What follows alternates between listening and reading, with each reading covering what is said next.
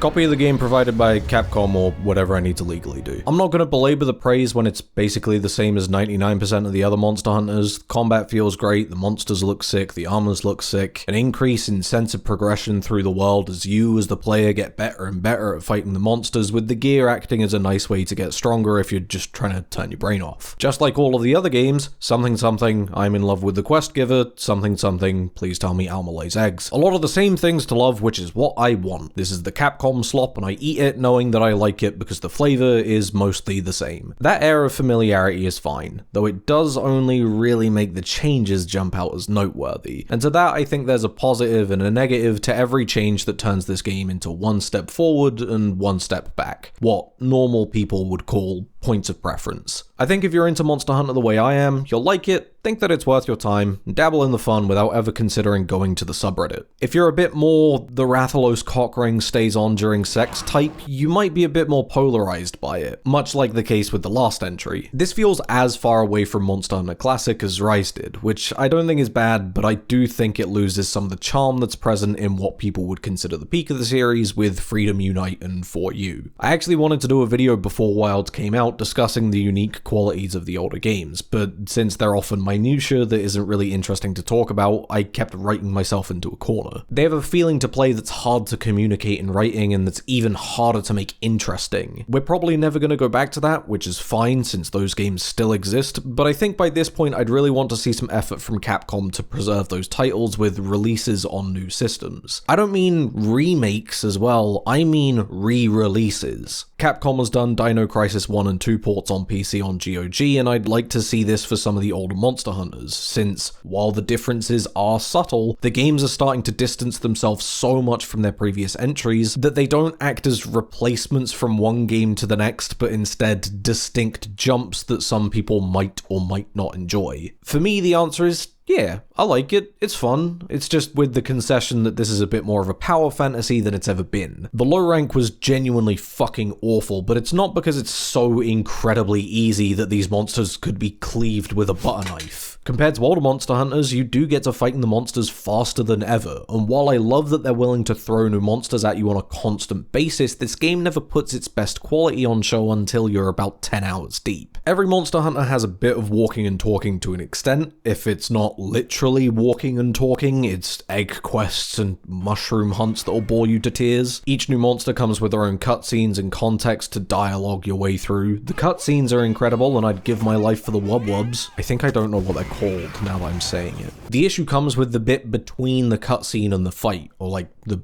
bit before all of that. You're put in a huge amount of forced walking sections. This is to reinforce the idea of a journey with the characters and allow you downtime to take in the world. The problem is these sections force a pace and route on you, which contradicts the qualities of the world. Storytelling like this has existed for a long time. In my head, this is what I call gears of walking, but the method of slowing down the pace is so prevalent that you're likely to have already thought of another game, since this is extremely specific design between 2009 and 2016. The reason it's between those years is because it's design we moved past.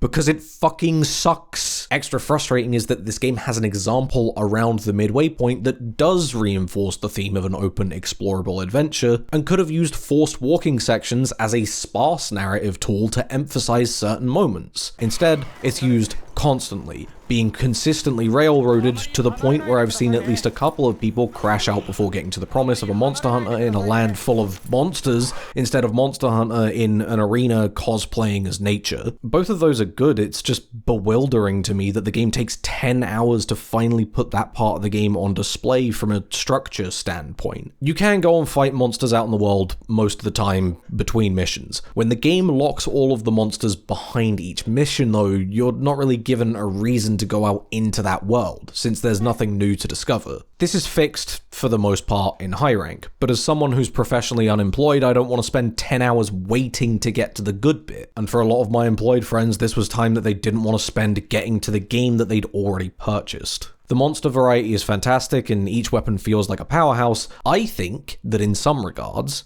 it's Kino. There's a spectacle that I'm very fond of on display, and a part of that comes from how versatile each hunter is now, which is a bit of a trade-off depending on exactly what you want Monster Hunter to be. I'm not really looking for a huge challenge, but would like a layer of mechanical friction that has you have to plan as much of your attack around the monster as you do around the weapon you're using. From what I've played, it feels as though every single weapon is so strong that the monster doesn't really get involved in the fight. Now, my experience here is mostly with the lance and dabbling with the hammer, but from what I've discussed with other people, this seems to be the case for most of the weapons. This worries me for the inevitable DLC in the future, which really wants to kick your ass, since in my eyes, what makes a lot of this game easier than other Monster Hunters is more fundamental than the monsters not having enough health or doing enough damage. The wire bugs in the last game I liked, but I have to admit that they affected the monster's ability to put you in repeatedly dangerous positions for poor play. Some monsters would have attacks to catch wire falling specifically, and I liked that. Once you knew what attacks had those follow-ups though, it wasn't really difficult to play Simon Says after a hit. In a way, you could consider that the Achilles heel of Rise, a design idea that has to be worked around at all times for better and for worse. In this game, it's focus mode, which I think has a much heavier implication, even if I don't think it's that much worse. Some people, and these are people that I know and like, and so I'm not trying to throw shade here, consider it to bust the game wide open in a way that's bad.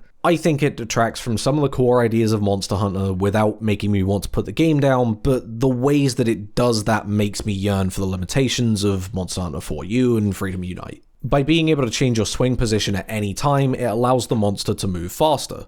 I like that. It also reduces a key portion of anticipation and release that makes so many of Monster Hunter's bigger hits so satisfying to land in the older games, since you know that a big hit can always be repositioned to land. That I don't like. From a less emotional perspective and more practical perspective though, you're never encouraged to think about your positioning. Where the monster will be in the future and where they are now will always be effectively the same. They're in striking distance, so go ahead and hit that big button right now. This is great for the power fantasy. You feel like an immovable tank. It just makes a lot of the monsters not feel like their own unique entity. The player doesn't have their hand forced by the monsters enough, since focus mode always allows you to be on the front foot, and big hits are constant because you're never out of position and the monsters can never move themselves out of striking distance. It doesn't help that the monsters seem to have no hitboxes while moving, and sometimes the monster is incapable of tracking the player effectively, so there's very little reason to apply caution when you're extremely up close and personal. I'm not saying that every time I'm near a monster I want it to go something like this,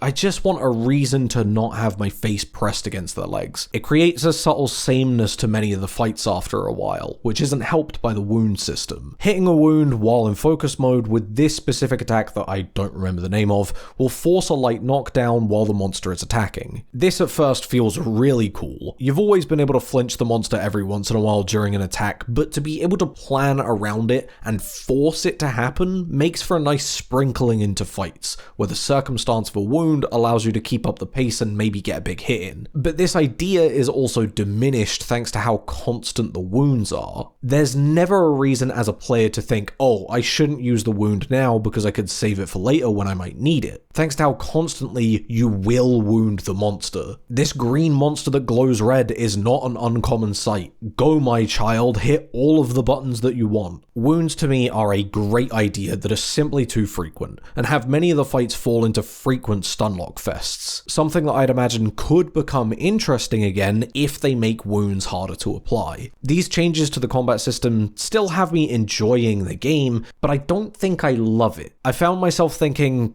I want to be playing 4U right now, in the middle of a hunt, not because the game is fundamentally too easy, but because the type of friction that it has against the player isn't that interesting for more than an hour. What doesn't help in maintaining my desire to play it is how it looks. Yes, it doesn't run as well as it should for the visual quality on show. Even if this was fixed, however, I think that the game artistically is kind of so-so. The colors are so incredibly washed out in most areas, and as someone who is very much aligned with the brighter and poppier palettes, I was hoping for a bit more saturated complements rather than everything everywhere all at grey. Sure, maybe on your machine it looks so fucking real that I could reach out and touch my bountiful hen, but that's not something that I valued for a long time. And also, I'm not running it on your machine, I'm running it on mine, and on mine it kind of runs like shit. When the performance is poor, I'm going to be a little bit upset, but I still don't think that would solve the issues that I have with how it looks at a fundamental level. The art direction